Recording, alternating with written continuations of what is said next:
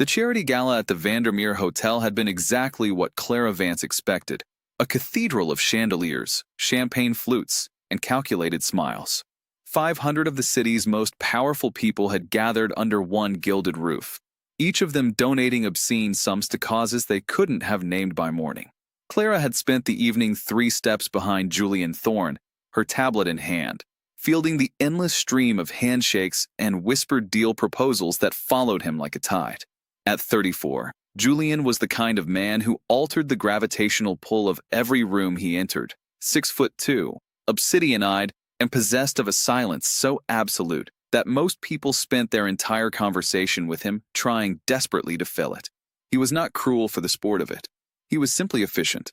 Emotion, in his architecture, was a load-bearing wall he had long since demolished. By 11 o'clock, the rain had come, the biblical kind, the sort that doesn't apologize. Clara held her coat closed against the night air as Julian's car pulled to the curb, his driver Marcus extending an umbrella against the downpour. That was when the small figure burst from the shadows between 2 parked limousines. She hit Julian at the knees, a collision so slight it was almost nothing at all, and yet Julian stopped as abruptly as if she had been a wall. Clara's breath caught. The child was perhaps 8 years old, though she was so thin it was difficult to be certain. Her hair was plastered to her cheeks in dark ropes. Her dress, thin cotton, completely inappropriate for a night like this, was torn at the hem and stained with something darker than rainwater. Her feet were bare on wet pavement, but it was her hands that Clara would never forget. Tiny, bruised, the knuckles scraped raw, they had seized the fabric of Julian's $10,000 bespoke jacket with the grip of someone drowning. Please. The word was barely audible above the rain, a sound so small it almost didn't qualify as language. Please, don't let her find me. Julian looked down. Clara had worked for Julian Thorne for 4 years. In that time, she had watched him dismantle corporations and careers and sit across from men twice his age and size without a single flicker of discomfort behind his eyes. She had never once seen him freeze. He froze now. For 3 full seconds, he stared at the child, and Clara saw something move beneath the surface of his face, something old and buried and terrible, the way a sunken wreck shifts when a deep current passes over it. Then the voice came from the darkness. "Where are you, you little brat?" It was a woman's voice, shrill and perfectly enunciated, the voice of someone accustomed to being obeyed. "Alara, you try my patience." A woman in a red cocktail dress stepped under the awning, 2 large men flanking her. She was beautiful in the predatory way that some people are, sculpted, expensive, and deeply cold. Her eyes found the child immediately, and her lips curved into something that was not a smile. "Alara." Her tone shifted to a syrup that curdled the air. "Come to Mama." The child pressed herself further behind Julian's legs and made a sound Clara had never heard before, a sound that didn't belong in a city, didn't belong in a century as modern as this one.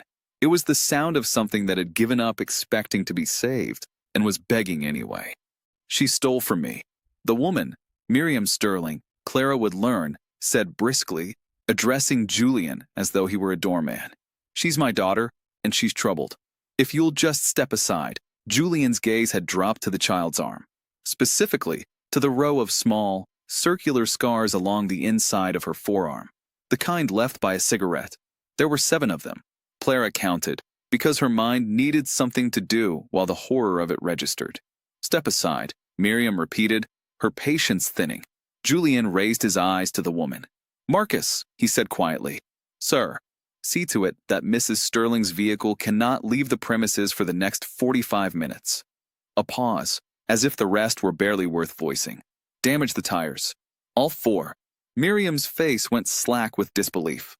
"Excuse me, do you have any idea who my husband?" "I don't." Julian shrugged off his jacket in one fluid motion and wrapped it around the shivering child's shoulders, encasing her entirely. The jacket nearly reached her ankles. "I find I don't care."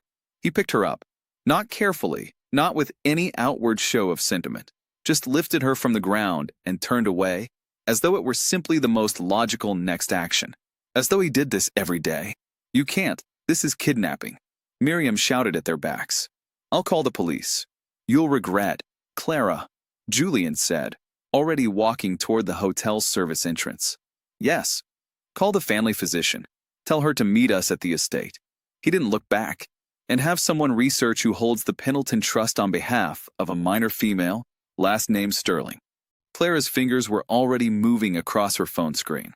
But even as she dialed, she watched him carry the tiny, rain-soaked girl through the doorway, her small face tucked against his shoulder, eyes finally, reluctantly, closing, and something shifted in Clara's chest. The coldest man in the city, she thought, and he didn't hesitate for a single second. She followed him inside. The Thorne estate sat 14 miles outside the city center, at the end of a gravel drive flanked by old oaks that Clara had always found either majestic or ominous depending on her mood. Tonight, with rain hammering the car windows and a child asleep across the back seat with her head in Clara's lap, they felt like sentinels. Dr. Adiz Obi arrived 12 minutes after they did. She was a compact woman of 50 with silver-threaded hair and a bedside manner precise enough to perform surgery with. She had been Julian's personal physician for 6 years and had learned, in that time, not to ask unnecessary questions. She asked several now. Clara waited in the hallway outside the guest room, listening to the soft, clinical sounds from within, the murmur of instructions, the rustle of equipment. Julian stood beside her, his shirt sleeves rolled to the elbows, arms crossed. He hadn't spoken in 20 minutes. When Dr. Obi emerged, she closed the door with the careful deliberateness of someone managing her own expression. The visible injuries, she said, keeping her voice low, include 2 partially healed rib fractures, consistent with blunt force trauma, bruising in various stages, old and new, suggesting repeated incidents over a prolonged period, burns on the left forearm. She paused. I counted 9, Julian. Not 7. The silence that followed had a texture to it. She's malnourished, Dr. Obi continued. Not acutely. She's been fed, technically, but at the low end of acceptable for her age. Her immune system is compromised. She likely has anemia. Another pause, shorter this time. She is not physically injured beyond what I've described. But her behavior is, she flinched every time I reached for her.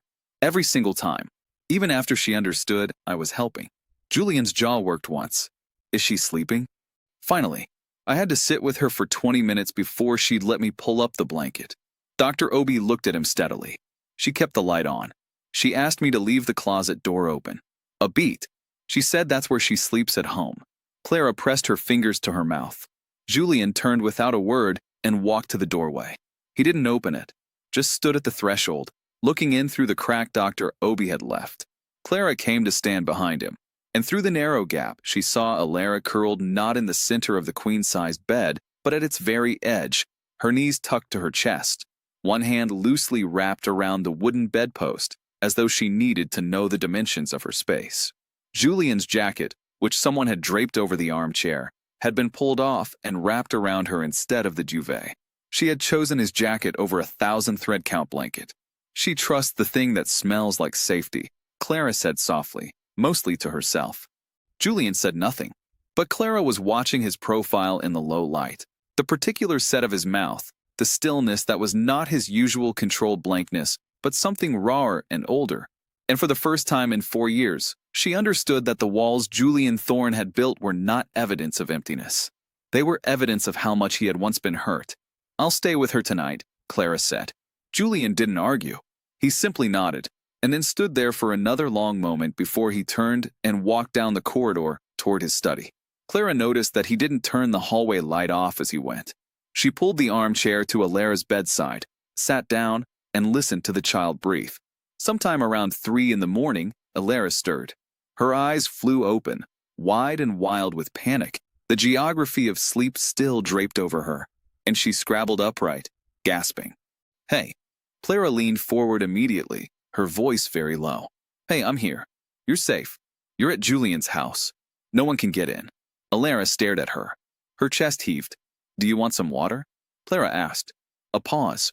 Then, the tiniest nod. Clara poured from the carafe on the nightstand and handed the glass over. Alara took it in both hands, as if she'd learned that single-handed grips could be pried loose, and drank in slow, careful swallows, watching Clara over the rim. Does your head hurt? Clara asked. No. Her voice was hoarse, barely more than a whisper. Then, after a moment, Does Mr. Thorne know I got his jacket wet? Clara blinked.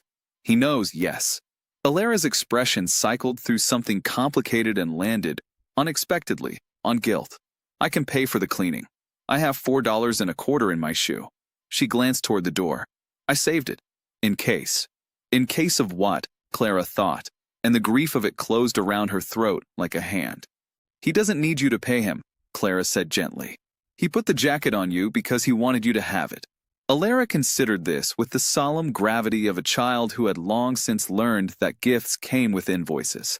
Why? She asked. Clara didn't have an answer for that yet. She suspected Julian didn't either. Because, she said finally, some people just do. It was not a satisfying answer, but Alara seemed to accept it. She lay back down, and this time when Clara tucked the duvet around her, she didn't flinch away.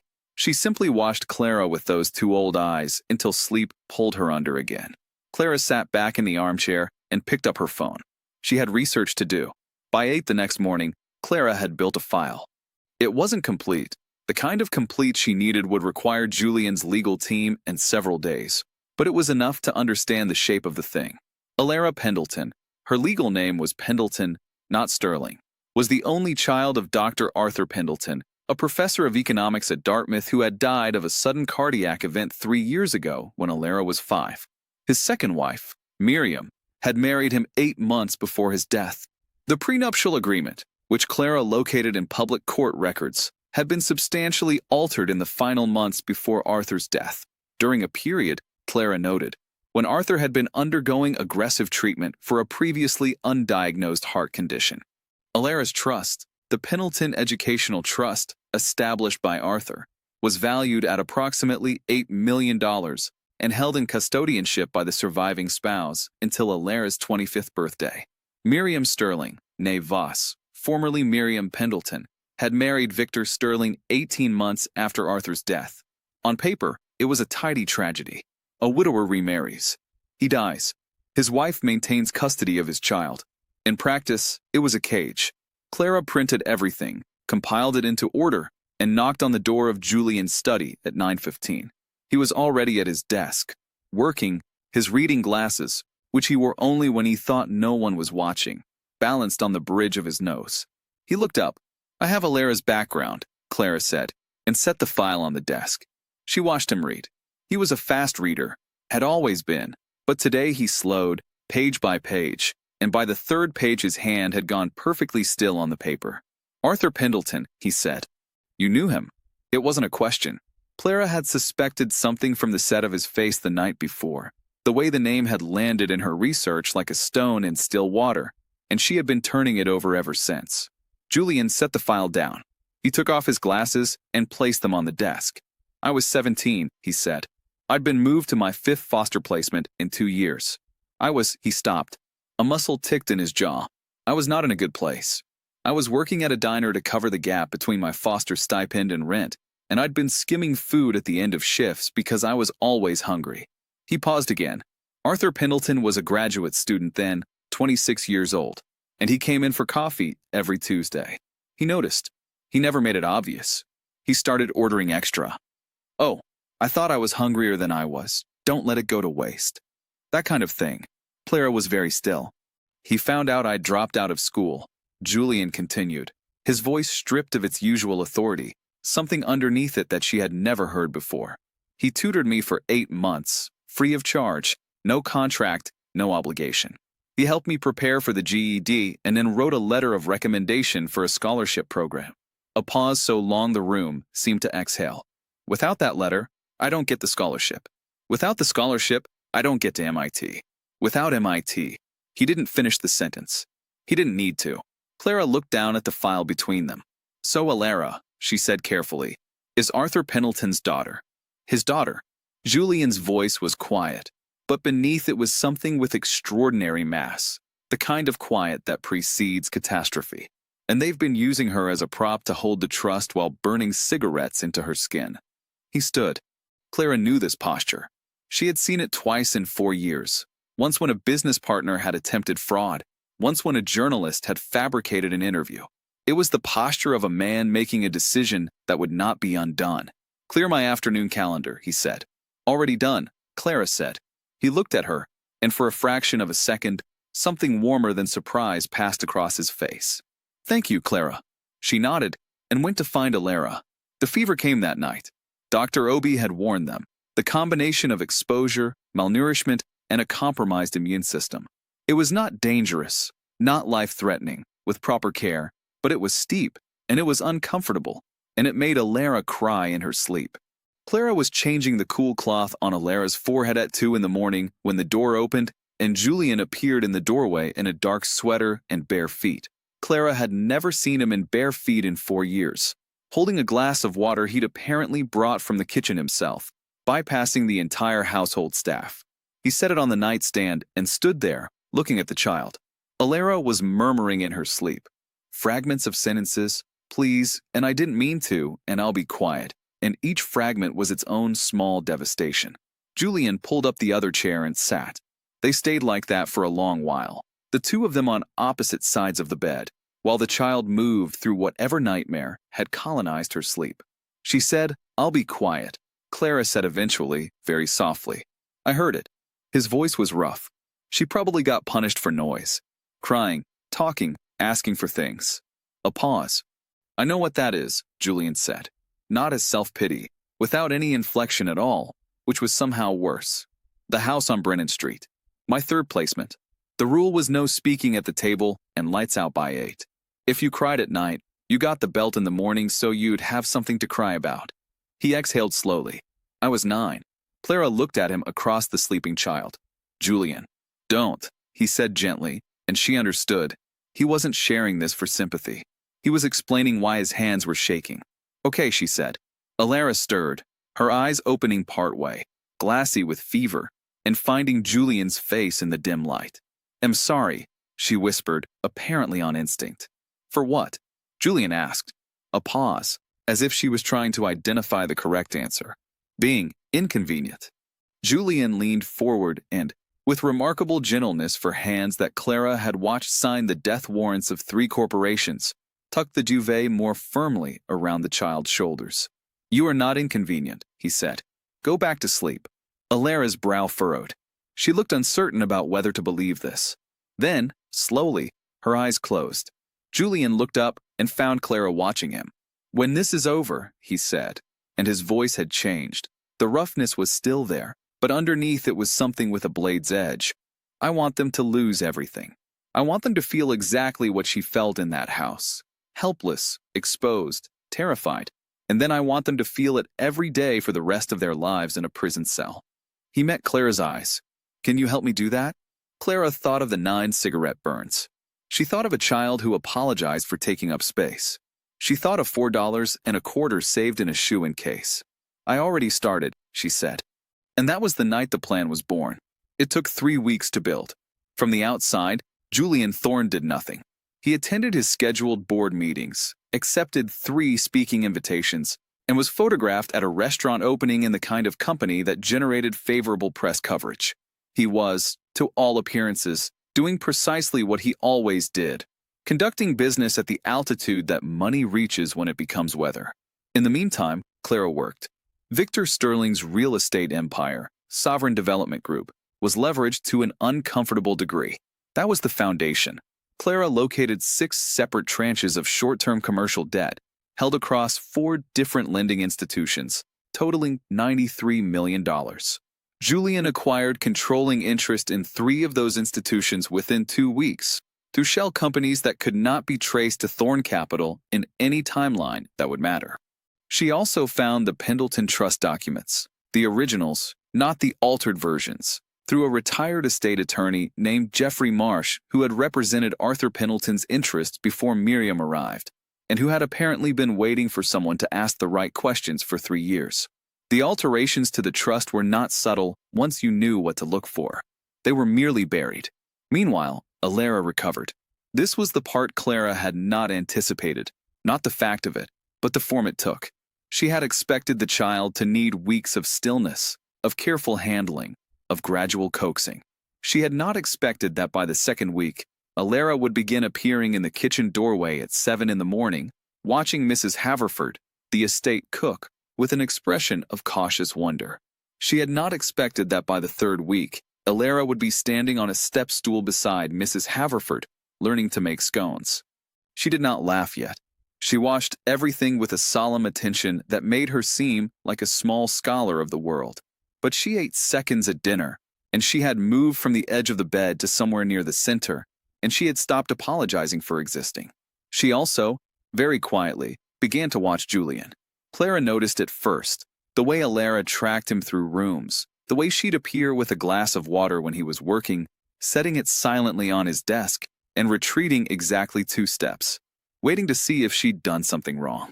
Julian, who had spent 40 minutes on a phone call dismantling a man's credit lines, would pause, look at the water, and then say, without looking up from his screen, "Thank you, Alara."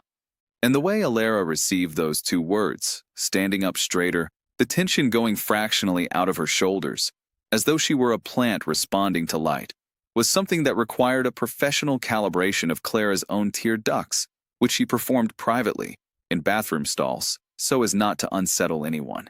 Once, Julian had attempted to braid Alara's hair before school.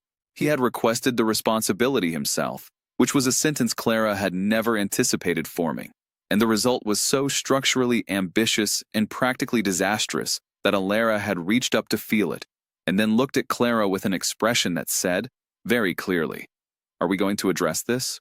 Julian had looked at Clara with an expression that said, equally clearly, not one word. Clara had helped fix the braid, and Julian had watched with the focused attention of someone filing information away, and the following Wednesday his attempt was measurably better. He was, she realized, studying for it, like an exam. The man who could restructure a multinational corporation before lunch was quietly watching braiding tutorials in his private office between calls. She knew this because Marcus had seen him do it and had told her, and Marcus, who had worked for Julian for 9 years, had said it with the particular emotional tone of someone experiencing a phenomenon they lacked the vocabulary to fully describe. On the 22nd day, Victor Sterling's largest pending project, a 40-floor luxury development in the financial district, lost its government planning approval due to irregularities in the environmental assessment filings that Clara had spent 6 days unearthing. Victor Sterling began making phone calls he shouldn't have made to people who would later provide recordings of them to the FBI. He did not know yet that the web was already complete. He was simply walking deeper into it. They came on a Tuesday. Clara was at her desk in the ground floor office when Marcus called up from the gate to say that a Mr. and Mrs. Sterling were demanding entry, refusing to leave, and that Mrs. Sterling had mentioned Julian Thorne's name at sufficient volume to attract the attention of the 3 media vehicles parked on the road outside, because nothing in this world, Clara thought drily, was ever truly a coincidence. "Let them in," she said, and sent Julian a single text, "They're here." South office. She was standing in the hallway outside the South office when they arrived, Miriam Sterling in white, because of course, and Victor Sterling in a suit that probably cost as much as Clara's monthly rent, with the broad-shouldered ease of a man who had never once in his life been genuinely afraid of consequences. He was handsome in the way of men who have been well-fed their whole lives, comfortably, without character. His handshake, when he offered it and Clara didn't take it, was the practiced, firm variety used to establish hierarchy. "Ms. Vance," he said pleasantly, "we're here to see Thorne." "He's expecting you," Clara said. "This way." She led them into the South office and positioned herself near the credenza, where her phone sat recording, its screen dark and unobtrusive. Julian was behind the desk, jacket on, which meant he'd decided to make this formal. He did not stand. He looked at them over the desk the way an entomologist looks at something pinned and labeled, with total, dispassionate attention. "Mr. Sterling," he said. "Mrs. Sterling." His tone neither welcomed nor dismissed. It simply catalogued. Miriam Sterling took the center of the room as though she owned it and offered the smile of a woman who had deployed that smile 1,000 times to neutralize men. "Mr. Thorne, I think we can all agree that this situation has gotten somewhat out of hand. Can we?" Julian said, making it not a question. "You've been harboring my stepdaughter for nearly a month." Her tone shifted to something practiced in a mirror. "Hurt, maternal, wounded. I am her legal guardian. I have documentation.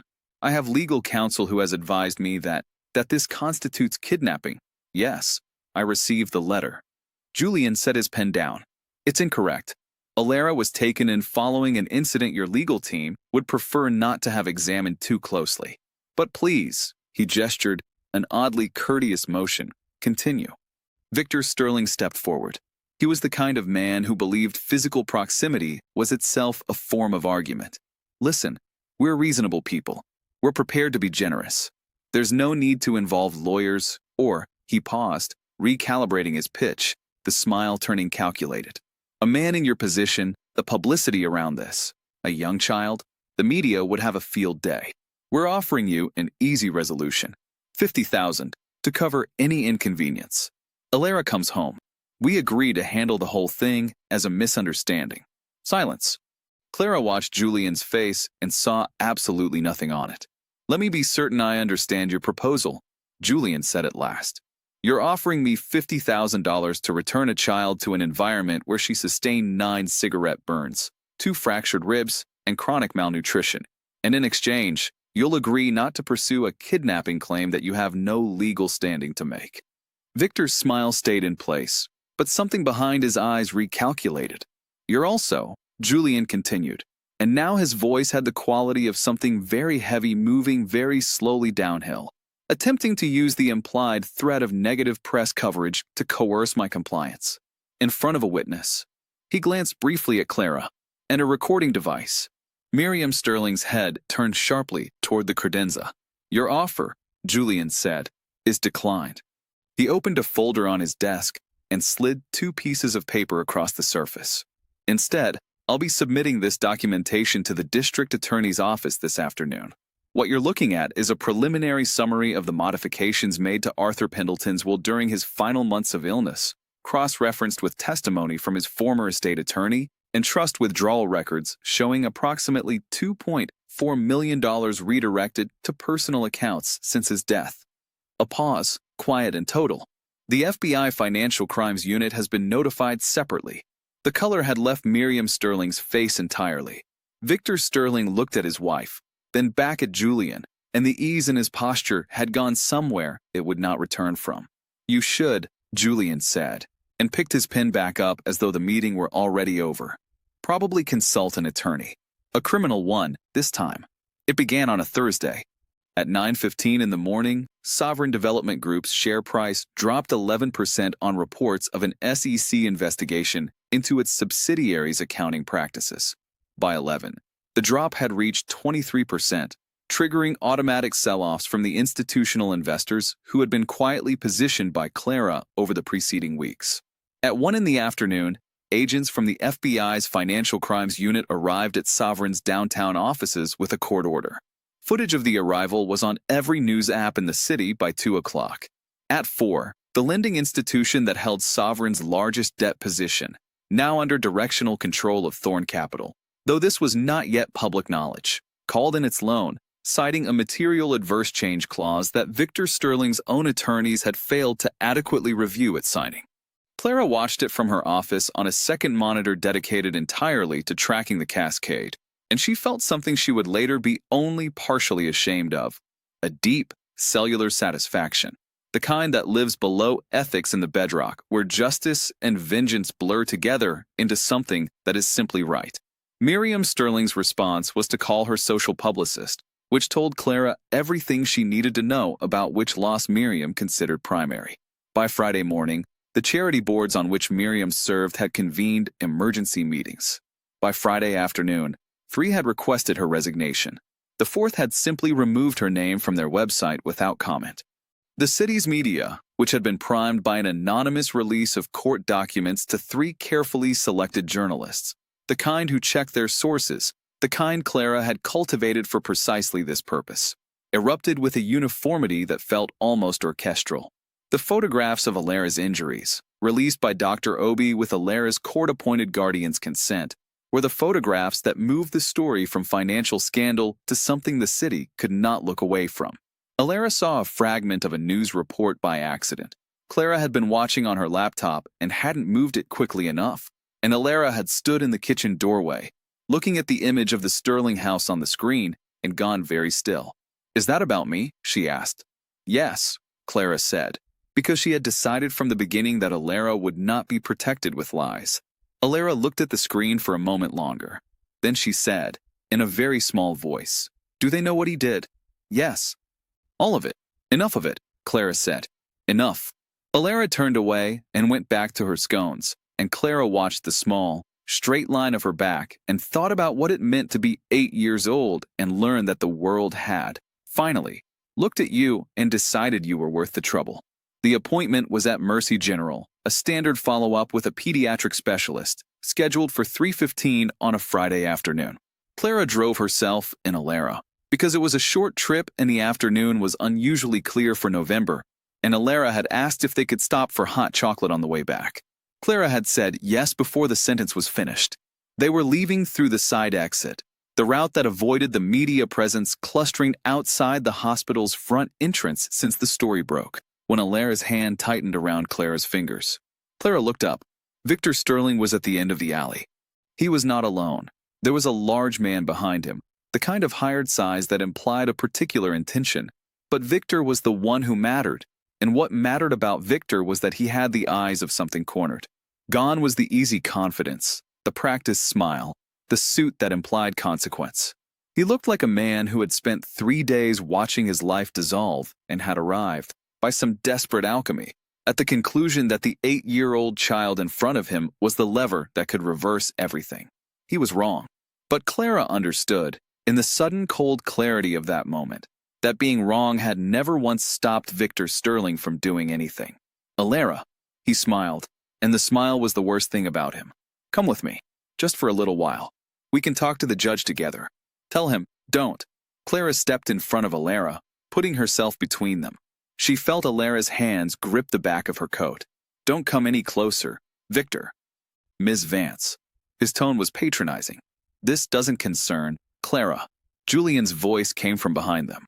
Later, Clara would learn that Marcus had been tracking the car, that the estate's security system had flagged an alert when a vehicle parked outside Mercy General mashed a plate Julian had circled weeks ago, that Julian had been in a meeting 15 minutes away and left it mid-sentence without explanation. At the time, she simply felt the relief of it, vast and immediate, like a door opening onto air. Julian walked down the alley at a pace that was unhurried in the particular way of someone who does not need to hurry because the outcome is already decided. Victor turned to face him. "Thorne." His voice cracked at the edges. "This is between me and my stepdaughter. She is not your stepdaughter," Julian said. "She is Arthur Pendleton's daughter." He kept walking. Victor's hired man stepped forward, and Julian looked at him. One look, the full force of his attention brought to bear without any other action at all, and the man checked his stride. Julian stopped 3 feet from Victor Sterling. "You put 9 cigarette burns on a 5-year-old child," he said. His voice was very level, the level of deep water, which has no agitation because it has no surface to disturb. "You fractured her ribs. You made her sleep in a closet. You took her father's money and told her she was worthless every day while you spent it." He paused, and in the pause something shifted in the atmosphere of the alley, a drop in pressure, a change in weather. "I want you to understand something." He hit him. Not the theatrical violence of films, no wind-up, no speech before it. A precise, brutal impact, the kind backed by a lifetime of controlled force, and Victor Sterling was on the ground before Clara fully registered the motion. What followed was not elegant. Julian was not angry in the hot, explosive way. He was angry in the cold, architectural way, the way that knows exactly how much force is required for exactly how much effect, and he applied it with the same precision he applied to everything. Victor Sterling, who had spent a decade applying that force to someone who could not fight back, discovered in the span of approximately 4 minutes what it felt like to receive it from someone who absolutely could. When it was over, Victor was on his knees, both hands raised, his face stripped entirely of whatever had lived there in place of a conscience. "Please," he said. The word came out broken. "Please, stop." Julian crouched down, and when he spoke, his voice was barely above a whisper, so quiet that Clara, for feet away, had to strain to hear it. "Do you know how many times she said that word?" he asked. "In your house, when you did what you did to her." He waited. Victor said nothing, couldn't. "That's the last time I speak to you as a free man. The next conversation you have will be with your public defender." He stood, straightened his jacket with a single practiced motion, and walked back to Clara and Alara. Alara was looking up at him with an expression Clara had no ready language for, something between awe and a profound, trembling relief, the look of a child who has been told for years that no one is coming, and is only now beginning to believe, with all the careful caution of a bird landing for the first time on a branch that might not hold, that maybe, finally, someone came. Julian looked down at her. "Are you all right?" he asked. A pause. Then, "Yes." "Good." He took her hand. Not her whole hand. She was too small. He just closed his around her fingers, and they walked out of the alley together. Behind them, Victor Sterling's hired man was already on his phone, calling the police. The irony was that this would be the only cooperative thing Victor Sterling did in the entire legal proceeding that followed. Clara fell into step on Alara's other side, and without looking, the child reached up and took her hand too, as though it were simply the obvious thing to do, as though three people walking out of a place like that together was a thing she had always known was possible and had simply been waiting to try. They still stopped for hot chocolate on the way home. Alara ordered extra marshmallows, said please and thank you both, and they sat in a window booth in the last of the afternoon light and said nothing about what had happened in the alley, and the silence was different from every other silence Clara had sat in. It was warm and full and asked nothing of anyone. The arrest happened on a Monday morning. Clara didn't watch it live. She had a deposition to prepare, follow-up calls with Jeffrey Marsh and the prosecuting attorney's office. But Marcus sent her a video someone had taken from the street outside the Sterling residence, and she watched it once, quietly, sitting at her desk. Miriam Sterling was brought out in the white bathrobe she'd been wearing when the officers arrived, her careful composure dismantling in real time as she understood that this was not a negotiation, not a conversation to be redirected, not a headline that could be managed. Victor Sterling, who had been released on emergency bail after the alley incident, was brought out separately, carefully, given the events of the previous Friday. The criminal charges were extensive: child endangerment, aggravated assault of a minor, financial fraud, misappropriation of trust assets. The district attorney had found the evidence comprehensive. What Clara had not anticipated, what was Julian's addition, unannounced, characteristically precise, was the billboard. On the city's main arterial roadway, alongside the morning rush, a digital display that normally carried luxury car advertisements had been replaced, at Julian's direction and considerable expense, with a single, clean image. The Pendleton Trust documents, authenticated and time-stamped, alongside a summary of charges, alongside a photograph of Alara, taken with her full permission. She had stood very straight for it, looking directly into the camera with those calm, enormous eyes. No caption, no accompanying text. Just, here is what happened, and here is the child it happened to, and this city is watching. The display ran for 6 hours before the advertising company, embarrassed by their own complicity in the usual order of things, quietly offered to run it for free. The trial lasted 11 days. The sentencing, delivered 4 months later, was 17 years for Victor Sterling, elevated from the original projection by virtue of the financial crime stack, and 9 years for Miriam, with the full disbursement of the Pendleton Trust, plus damages and interest, transferred to a court-appointed account for Alara's benefit. It was not, Clara thought, proportionate. Proportionality in cases like these never was. But it was permanent, and it was public, and Miriam Sterling would spend the next decade being recognized in every room she entered, and Victor Sterling would spend the next 17 years waking up in a cell, and they would never again stand in any room where Alara was present. That was, Clara decided, a very great deal. On the evening the verdict was announced, Alara was in the kitchen helping Mrs. Haverford bake lemon cake. She had graduated from scones, and Julian was sitting at the island counter, jacket off, watching her measure flour with the fierce concentration she brought to all serious tasks. Clara stood in the doorway, the news still open on her phone, and watched the two of them, and thought about a girl who had saved $4.25 in her shoe, and a man who had once been hungry in a diner, and the particular mercy of things arriving late, but arriving nonetheless. Alara looked up and found Clara watching. "Did it happen?" she asked, with the directness she had been slowly learning to trust was acceptable. "Yes," Clara said. "It happened." Alara looked at this information for a moment. Then she looked back at her measuring cup.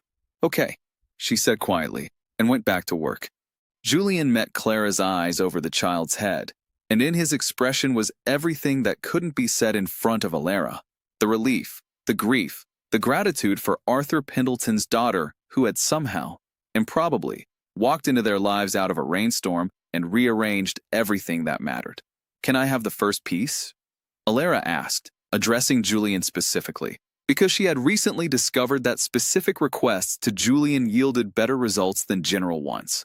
"You can have two," he said. Alara considered this upgrade. "Okay," she said, satisfied, and poured in the flower. 6 months. 6 months, and the rose garden at the Thorne estate was in full, extravagant bloom, the kind of May that apologizes for February with excessive interest. Clara had her laptop open on a wrought iron table near the south hedge, but she'd stopped pretending to work 20 minutes ago. Alara was in the garden. She was running, actually running, the loose-limbed, inefficient, glorious sprint of a child who has discovered she is allowed to be loud outdoors, chasing the estate's large gray tabby, Archimedes, who tolerated the pursuit with the resigned dignity of a senior civil servant. Her hair was loose, no longer pulled back in a tight, careful braid she'd worn for months, as though even her hair had needed permission to relax. She was wearing Julian's oversized MIT sweatshirt over her dress because she'd found it in the laundry and asked, very quietly, if she could have it. He told her she could keep it. The adoption had been finalized 3 weeks ago. Julian had sat through the entire hearing with the composed, impenetrable expression he wore to board meetings, and Clara had sat beside him and watched his hand resting on his knee under the table, watched his fingers close into a fist and then open again when the judge said the words, "Granted," then close again. Afterward, in the parking lot, Alara had looked up at him and said, "Does that mean you're my dad now?" Julian had gone very still. "Yes," he said, "if you want." Alara thought about this for approximately 4 seconds, the same solemn deliberateness she applied to all serious things, and then nodded once, briskly, as if she'd been running a calculation and the answer had come back favorable. And she took his hand. And Julian Thorne, who had survived a childhood that should have extinguished every tender thing in him, who had built his life on the principle that vulnerability was a structural weakness, who had spent 17 years ensuring that no one and nothing could reach the part of him that could still be hurt, looked down at the small hand in his, and Clara watched his face and saw everything on it at once. Every age he had ever been, the boy on Brennan Street, and the one at the diner counter, and every in-between version of himself that had asked and not received, and eventually, carefully, stopped asking. "Okay," he'd said, and his voice was rough, and wholly undone, and perfect. In the garden, Archimedes finally submitted to his fate and allowed himself to be scooped up, which Alara accomplished with a triumphant "H.A." that sent birds scattering from the hedge in alarm. "Clara," she called, spinning around. "I caught him. I saw," Clara called back. Did Julian see? She was already moving toward the house, the cat tucked under one arm, scandalously unbothered by his indignation. "Julian, I caught Archimedes." Julian appeared in the garden doorway. He'd been inside on a call, phone lowered, jacket already off because Alara had informed him, with the authority of someone who had recently been granted a vote on household matters, that jackets were not for gardens. He looked at the child thundering toward him with an armful of affronted tabby cat, and something crossed his face that Clara had never once seen there in 4 years. He looked young. He crouched to Alara's level, and she crashed into him, cat and all. And he caught her, both of them, and stood up, and Alara laughed, and Archimedes yowled his dignified protest, and Julian looked across the garden at Clara over the top of Alara's head. Their eyes met. Clara had spent 6 months cataloging the changes in him, the way he'd started leaving the hallway light on at night, the way he'd learned, badly and earnestly, and with considerable covert consultation of internet tutorials, to braid Alara's hair, the way he now sometimes paused mid-work conversation because Alara had appeared with a question, and he always answered her first. She had watched the ice melt the way spring works, not in a single dramatic thaw, but in daily increments, each one small and irreversible. He had asked her to dinner 3 months ago, not as his assistant, as Clara Vance, who had sat on one side of a small girl's sickbed while he sat on the other, and who had known, in the particular way that some things are simply known before they're understood, that they were going to do this together. She had said yes. He had been better at the dinner than she'd expected. Warmer, drier, funnier. He'd ordered wine she actually wanted and asked questions he was genuinely curious about, and told her, very quietly, over the last of the dessert, that in 17 years of building things, she was the first person he'd ever been genuinely afraid to lose. She had told him that she'd once had to physically stop herself from defending him in a meeting he wasn't in, which was not the same thing but was, she suspected, the same direction. He had smiled. Not his public smile, not the controlled expression deployed to end conversations, but the rare, unguarded one that she had seen only a handful of times, the one that made his whole face change, and that had been that. Now, in the May garden, Alara wriggled free of Julian's arms with the boneless efficiency of the very young, deposited Archimedes in the nearest flower bed. He departed with great umbrage, dignity restored by his own agency, and came running to Clara, who was already standing. "Mama," she said, slamming into Clara's arms with full force and no warning, as she always did now, as though the word were simply a part of her vocabulary rather than the most significant word Clara Vance had ever been called. "Can we have a picnic? Julian says the weather's supposed to rain tomorrow, so we should go today." "Julian is probably right," Clara said, her arms around the child, her eyes finding Julian's over Alara's head. He raised an eyebrow. "Probably." Clara raised one back. "Demonstrably. Can we?" Alara turned in Clara's arms to look at Julian, the full beam of her attention aimed at him directly. Julian looked at them both, his daughter, this woman, the garden in bloom, and Clara saw on his face the same expression she had seen in the parking lot 3 weeks ago, the one that was every age at once. The one that said, "This is what it was supposed to be." "Yes," he said, and so they had a picnic. They spread a blanket under the oak tree that Mrs. Haverford said had stood on the estate for 200 years, and ate sandwiches and fruit, and Alara told them at length about a book she was reading on orca communication patterns. Julian, who had read 3 cetacean research papers since Alara's orca phase began 4 weeks ago, asked her questions that demonstrated he had been paying close attention, and Alara answered each one with the authority of a child who has recently discovered the profound pleasure of knowing something an adult wants to know. Clara lay back on the blanket and looked up at the sky through the oak's new leaves, that particular shade of May green that is greener than anything else in the world, and listened to the two of them talk, and felt, deeply and without reservation, the particular piece of a thing that has finally found its proper shape. Alara fell asleep with her head in Clara's lap sometime around 4, mid-sentence about blue whale versus orca vocalizations. Clara smoothed her hair back and Alara made a small sound, more sigh than anything, and resettled, her face loose and unguarded and entirely at rest. Julian looked at his daughter sleeping in the afternoon light and said nothing for a long while. "She looks like him," he said finally, quietly. "Like Arthur. Around the eyes." "I think so too," Clara said. "He would have wanted this." He stopped, swallowed. "For her to be." The sentence didn't complete itself, but Clara understood it entirely. "I know," she said. He reached across Alara's sleeping form and took Clara's hand, and she turned her palm up to meet his, and they sat like that in the May afternoon. The billionaire who had grown up hungry on a diner floor, the woman who had believed in him before he'd earned it, and the child who had been discarded by a world that had briefly forgotten its obligations and had somehow, improbably, impossibly, become the one who saved them both, until the light went golden and the birds settled into the hedges and the oak tree shadow stretched long across the grass. Alara slept on, peacefully, in the sunshine. She was not afraid. She would, Clara thought, never be afraid like that again. Not while they were there. And they intended to be there for a very, very long time.